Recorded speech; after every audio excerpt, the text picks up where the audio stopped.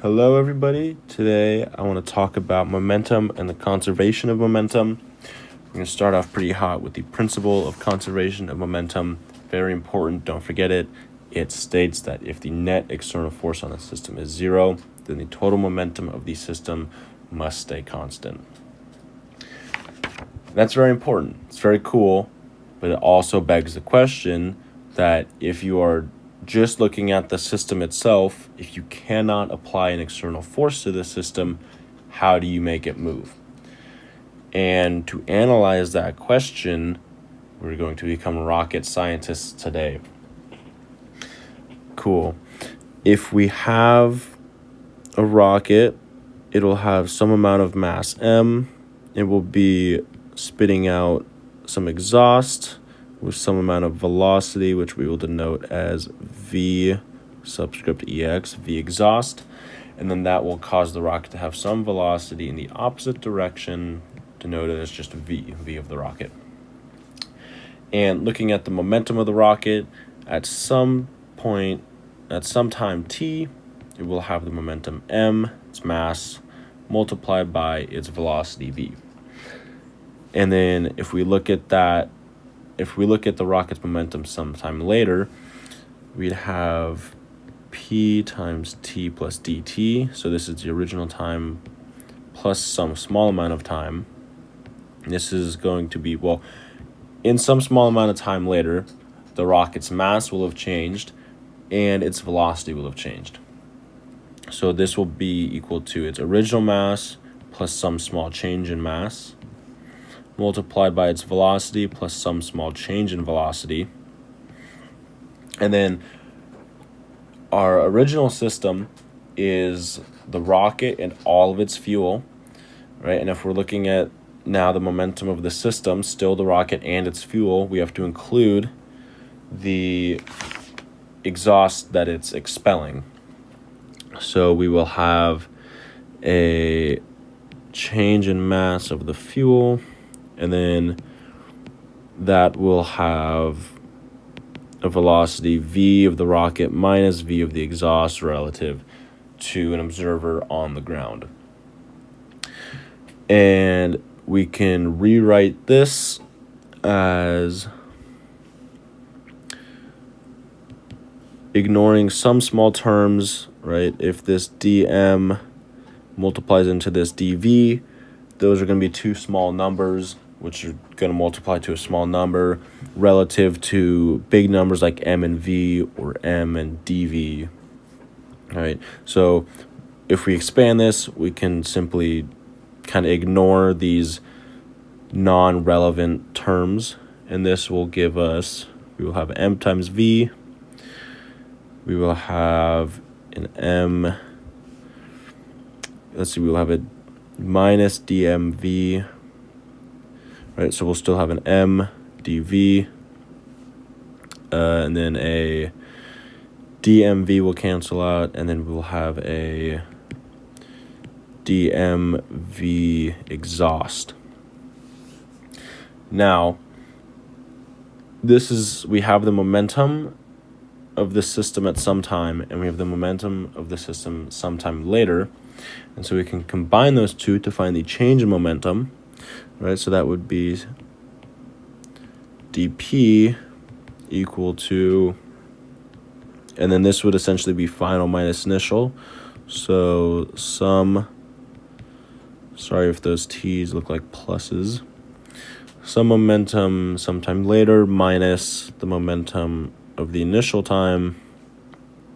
And this whole thing, if we subtract the mv, we will just have m dv plus dm v exhaust.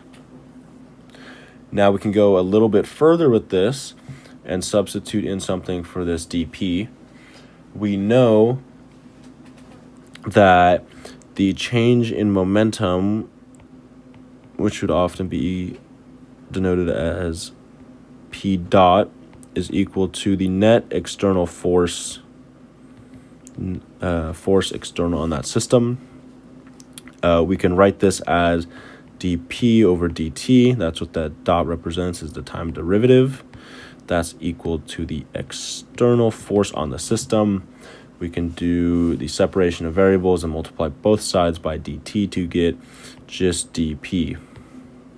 And this would be F external dt. And then we can substitute that in for our equation up here and get F external dt equal to mdv plus dm v external. If we divide both sides by dt, that gives us F external equal to mv dot plus m dot v exhaust. And then we can rewrite this into a more familiar form if we just subtract over the m dot v exhaust. We can rewrite this with mv dot on the left-hand side equal to negative m dot v exhaust plus F external. Now, imagine we are back in space and there is no external force that is being applied.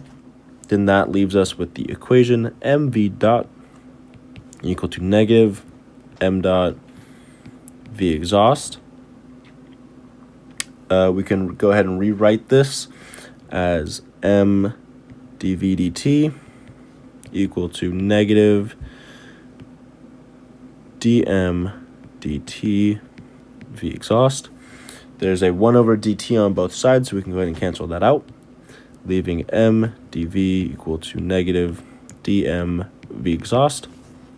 If we divide both sides by m, we get dv equal to negative dm over m v exhaust. And there we have all the m's on one side and the v's that we care about on the other. And we can go ahead and integrate this if v external is constant. And we would have some initial velocity to some other velocity, and then put in a dummy variable, v prime. Same thing here, but we could pull out the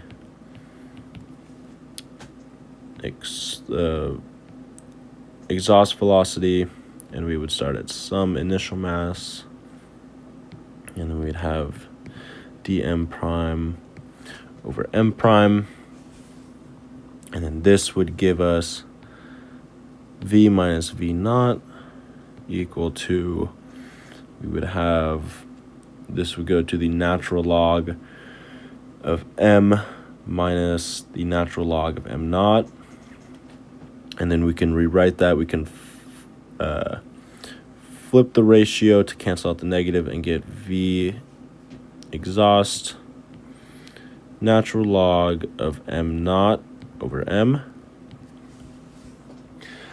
And this is very cool because this v minus v naught is essentially, or it is a change in velocity. And so if we are rocket scientists and we want to maximize the change in velocity of our rocket, what we should be looking at is the exhaust velocity and this ratio of what is essentially the final mass and the initial mass. And we're trying to maximize the exhaust velocity, and we're trying to maximize this ratio here, which is oftentimes why you see big rockets having different stages of boosters. They're getting rid of a ton of mass, maximizing that ratio. Very, very cool stuff. I think that will do it, though, for conservation of momentum, and I will see you in the next video.